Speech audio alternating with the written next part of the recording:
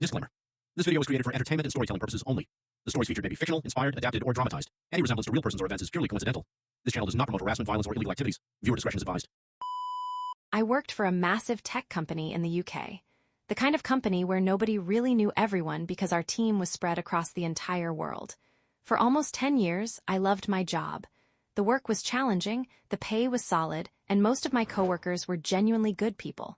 Except for one man. Shane. Shane had been with the company for almost 40 years. People didn't even describe him as an employee anymore. He was more like part of the infrastructure. If the system went down, people called Shane. If nobody could solve a problem, people called Shane. If you were new and confused, ask Shane. That was the answer to everything. When I first joined the company, I respected him immediately. And honestly, at first, he deserved it. He was incredibly knowledgeable about the older systems we supported. The guy could diagnose problems faster than anyone I'd ever seen. But there was one thing Shane couldn't handle. Change. About 2 years after I joined, the company started transitioning to brand new software platforms, completely new systems, new architecture, new tools. And for the first time in years, everyone was starting from zero. I saw it as an opportunity. I studied constantly. Late nights, weekends, certification courses. I wanted to become an expert. Meanwhile, Shane barely touched the new software at all. He stayed glued to the legacy systems like a dinosaur refusing to leave the tar pit. And slowly people stopped going to him and started coming to me. At first, Shane's behavior was subtle. Passive-aggressive comments during meetings. Oh look, he decided to join us.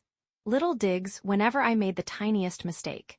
Emails where he'd randomly criticize me in front of management. It got worse every month, and the strange part, I genuinely didn't understand why he hated me so much, until one day my coworker Mel called me. Mel had known Shane for years, and she asked me something that caught me completely off guard. What exactly happened between you two? I told her the truth. Nothing. I had never argued with him, never insulted him, never tried to undermine him. But apparently, Shane had been talking about me constantly behind my back, and then came the incident that changed everything. One Friday night, we had a catastrophic outage. The kind of outage that could cost the company millions. Executives joined the bridge call. Senior management joined. Over 100 people were listening in. Everyone was panicking. Our manager split us into troubleshooting teams, and somehow I got paired with Shane. The moment the call started, I realized something horrifying. Shane had absolutely no idea how the new system worked. None. Every basic task confused him. Every command needed explaining. Every troubleshooting step required hand-holding. This legendary guru had spent years pretending. I ended up sharing my screen and basically teaching him live while we investigated the issue together.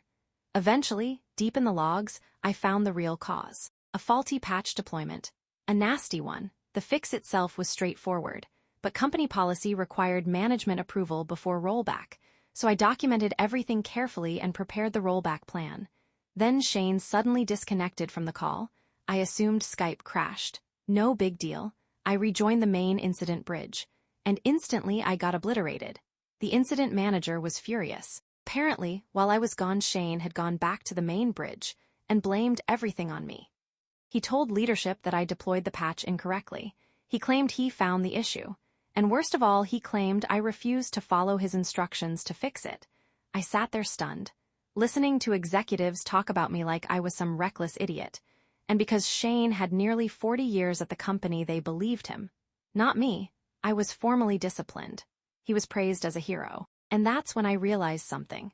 This wasn't workplace rivalry anymore. This man was trying to destroy my career. A few days later, Mel called me again, and what she told me made my blood boil. Apparently Shane had been bragging, laughing about how he had put the smart-ass kid back in his place. He believed I was disrespecting him by becoming the new expert on the team. Not because I cheated, not because I sabotaged him, but because I worked harder than he did. That's when I decided I was done being polite. I messaged Shane directly. Need to talk? He replied instantly. Sure. That smiley face still pisses me off to this day. I started the Skype call and intentionally turned on Skype's built-in recording notification. The giant warning appeared on screen telling him the call was being recorded. Immediately, he acted professional. Calm, polite, corporate.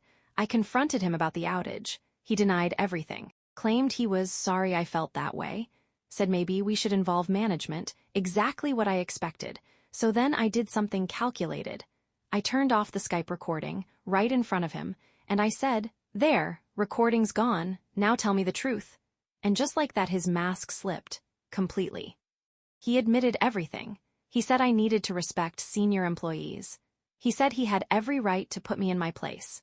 He admitted he didn't care about the new software because he was close to retirement and didn't want to work harder. I was furious. I called him a dinosaur, a fraud, a lazy old man coasting toward retirement while other people carried him. Then I hit him with the final line. "Ever heard of OBS?" Silence. He asked what that was, and I said, "You should Google it." Then I hung up, because the entire conversation had been secretly recorded the whole time, not with Skype, with OBS.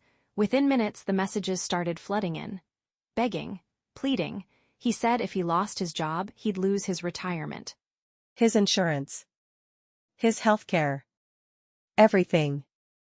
And honestly, after what he did to me, I didn't care. He tried to ruin my career to protect his ego. So I submitted the recording.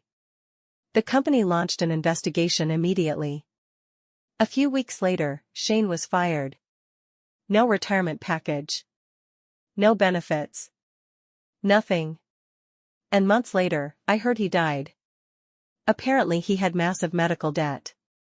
Without the company insurance, he couldn't afford treatment.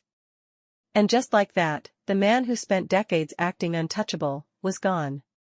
For a long time, I felt conflicted. Because technically, my recording set everything in motion. But then I remembered something important. I didn't create the situation. He did. He lied. He sabotaged me. He abused his reputation to destroy someone younger than him because he couldn't handle becoming irrelevant. And if I had stayed silent? My career might have been the one buried instead. But there was one positive thing I took from all of it. I promised myself something after Shane died. No matter how experienced I become, no matter how senior I get, I will never treat new employees the way he treated me. Because knowledge means nothing if your ego destroys everyone around you.